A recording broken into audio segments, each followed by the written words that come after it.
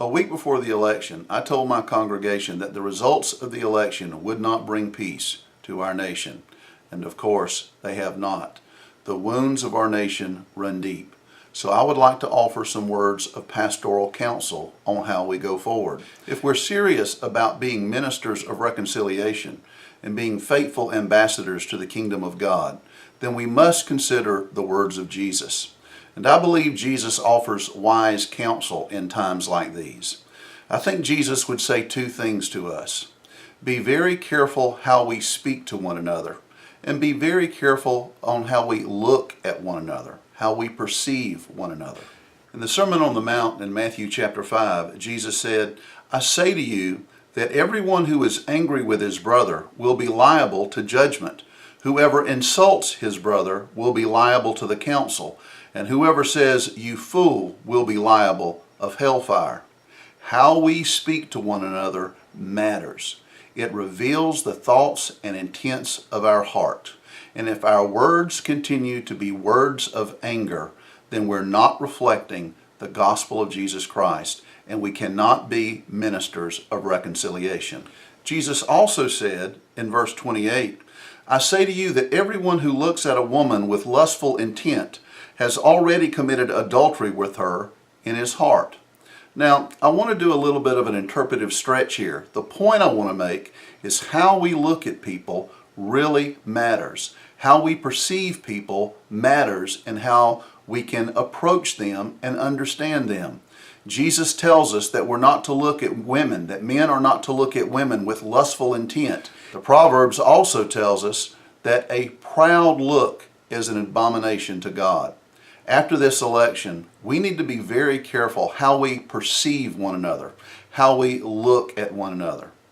White evangelical Christians tend not to recognize the racism in our own midst. We tend not to have many conversations with blacks or with Hispanics, and therefore when we do, we simply try to seek out people with whom we have common cause, people who think like us. But we need to do better. We need to have conversations with people who disagree with us, people who don't see the world the same way we see the world. Not so that we can change their minds, but so that we can understand them and develop relationships of love and trust. One of the primary issues in this presidential campaign has been illegal immigration. And many Hispanics in the United States are terrified about their future. How should we respond as Christians? I hear many evangelicals say, well, they're here illegally. I would remind you that we're all illegals, that we have all transgressed against the law of God. And we are saved, we are redeemed because of the ministry of Jesus Christ, who is our advocate before the Father. If we sin, we have an advocate who pleads our case before the Father.